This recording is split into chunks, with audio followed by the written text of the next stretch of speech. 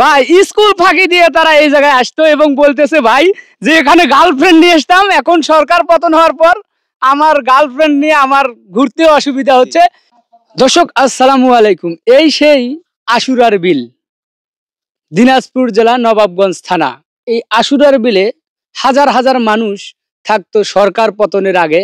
এই জায়গাটা জাঁকজমক ছিল, কিন্তু সরকার পতন হওয়ার পর থেকেই এখানে ব্রিজও নেই, আর সেই মানুষগুলোও নেই। এবং সব জায়গার যেগুলো একটু একটু ছোট ছোট ঘর ছিল সেগুলোও ভেঙে ফেলেছে। সেগুলো আপনাদেরকে আমরা দেখাবো।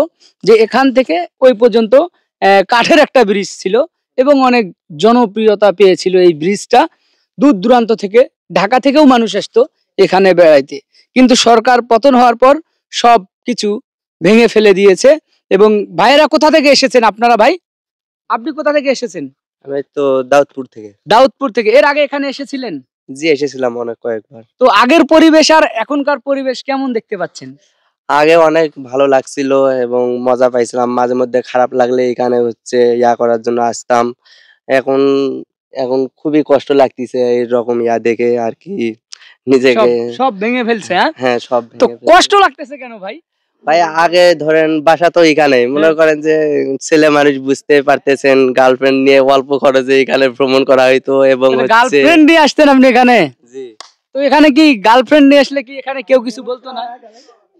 বলা বলি স্থানীয় আমরা তেমন আর কি ম্যাটার করে না। তো এখন আর কি তো গার্লফ্রেন্ড ভাই, গার্লফ্রেন্ড নিয়ে আসলে কি জায়গার পরিবেশ নষ্ট হয় না? পরিবেশ কি ভাই, এখন তো সবাই একই মতোই, আমরা কি আর ওরা কি, সবাই সেম। পরিবেশ এখানে নষ্টর কোনো ইয়া নেই। এখন এই যে জি জি, তো এগুলা দেখতেছেন ফুলগুলো, ফুলগুলো যে শাপলা ফুল, একটা বার করেন না ভাই দেখি, একটু পদ্ম ফুল। হ্যাঁ, তো এগুলো কার জন্য নিয়েছেন? এগুলা হচ্ছে একান্ত ধরতে গেলে গার্লফ্রেন্ডের জন্য। কারণ ওনার হচ্ছে আবদার, ওর হচ্ছে যে আগে ওখানে ছিল, তাও সামনাসামনি প্র্যাকটিক্যালে যায় দেখতে পাইছিলাম, ওখানে ইয়া করছিলাম।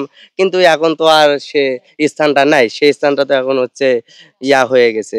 তাহলে ভেঙেছো, তাহলে মানে সরকার পতন হওয়ার পর থেকে গার্লফ্রেন্ড আর বয়ফ্রেন্ড অসুবিধা আছে? অসুবিধায় প্রচুর অসুবিধা। এখানে মনে হয় এই তো শালবন, যেখানে সেখানে বসে মনে করেন যে একটু আড্ডা দিতাম, ইয়া করতাম, বাসা থেকে আসতাম অল্প।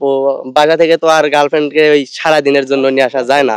এই স্কুলের টাইমটা আর কি হচ্ছে ইয়া করার জন্য আনি। এই স্কুল ধরে নেন 10টা থেকে 4টা, স্কুল ফাঁকি দিয়ে। জি জি, স্কুল ফাঁকি। এবং এই যে শালবাগান যে দেখতে পাচ্ছেন আপনারা, এগুলোতে ঘুরতেন আপনারা নাকি বাইরে? জি জি, এগুলোতে ঘুরতাম। বাবা একটু তুমি শালবাগানটা দেখাও না। এই যে এখানে আসতো সব ছেলে পেলে, তাহলে ভাই আমার মনে হইতেছে সরকার পতন হওয়ার পর এগুলো ভেঙে দিছে, অনেক ভালোই তো করছে। ভালো কিছু কিছু ভালো হয়েছে, আবার কিছু কিছু খারাপ হয়েছে। ভালোই তো হয়েছে। আপনারা হচ্ছে গার্লফ্রেন্ড নিয়ে এসে জঙ্গলে ঘুরতেন কেন? একটু আর কি, এখন আপনারা সিঙ্গেলরা খুব অসুবিধার মধ্যে আছেন। জি জি জি, সিঙ্গেল এখন হচ্ছি এই ব্রেকআপের পর্যায়ে ধরতে গেলে। এখন আর ঘুরতে নিয়ে আসতে পারি না, মনে করেন যে বাসা থেকে তেমন লং টাইমও পাই না ঘোরার জন্য। এখন গার্লফ্রেন্ডের সময় না দিতে পারলে তো এই ব্রেকআপ করেই দিবে। এখন টানাটানির মধ্যে আছি, তো ওই কারণেই তো ইমপ্রেস করার জন্য আর কি কষ্ট করে এই পদ্ম ফুলগুলা নিছে। এগুলা ভাই জীবনে প্রথম আমি শুনলাম ভাই অনেক কষ্ট পাইছে এই আশুরার বিলে, সবকিছু ভেঙে ফেলে দিয়েছে। এখন